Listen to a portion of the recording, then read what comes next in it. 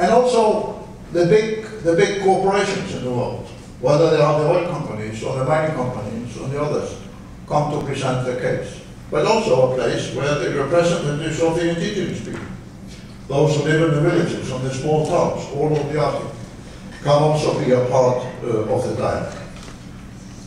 The Arctic Council will therefore hope to facilitate a new type of dialogue within the Arctic. And why are we announcing this in Washington?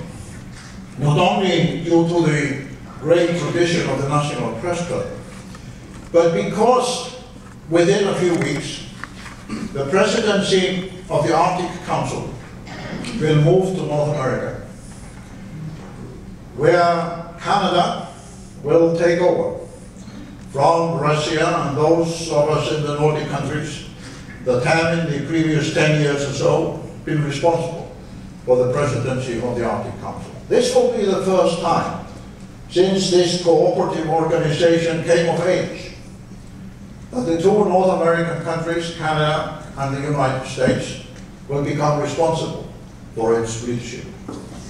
And after 2 years of the Canadian presidency, the United States, the Obama administration, will take over the chairmanship of the Arctic Council. That will be, my dear friends, a testing time for the United States in terms of the scientific community, the political community, the engagement of the business corporations, the think tanks, and the others. Because it will be a testing time indicating how does the United States see the future of the Arctic. What is the direction it wants to give, not only to the other Arctic countries, but also to India, China, many of the European countries and others that also want to be a part of the Arctic future. That is why, in addition to the great tradition of this institution, we were both honored and pleased to use this venue, the National Press Club in Washington, to announce the establishment of the Arctic Circle. We all live, as was mentioned in the introduction, in an ice-dependent world. We perhaps don't realize every day how dependent we are on the ice. But it is melting, and melting fast. That's why the Chinese are already preparing the shipyards for the new sea routes. That's why Singapore has got a special division in its foreign ministry looking for a harbor. I come from a country where we don't have to go to international conferences to realize that the glaciers are melting. And they are melting fast. And our neighbors in Greenland see now every year the big lakes and the rivers that are created on the Greenland ice sheet. And there are villages in the northern part of Russia, in Alaska, as well as in Greenland, that now face survival tests because of the rising sea levels and the melting of the ice. Greenland is the America's backyard, half the size of Europe, mostly covered with ice.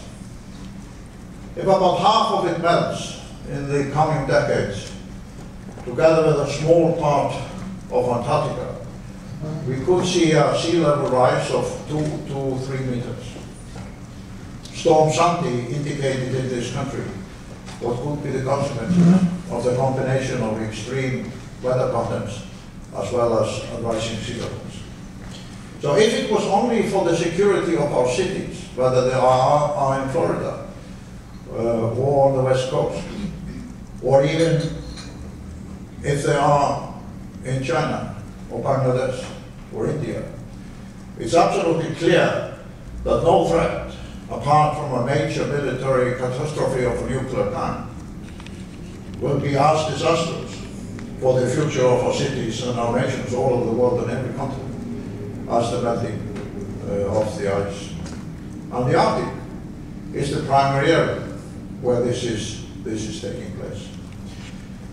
So with that message, as well as the need to enhance our dialogue and cooperation on this new Arctic future, and be ready to enter the dialogue which nations in the faraway places of the world are already engaged in, on the future of our own backyard and our own territory, it is necessary to try to find new ways to enhance the dialogue and the cooperation on the Arctic.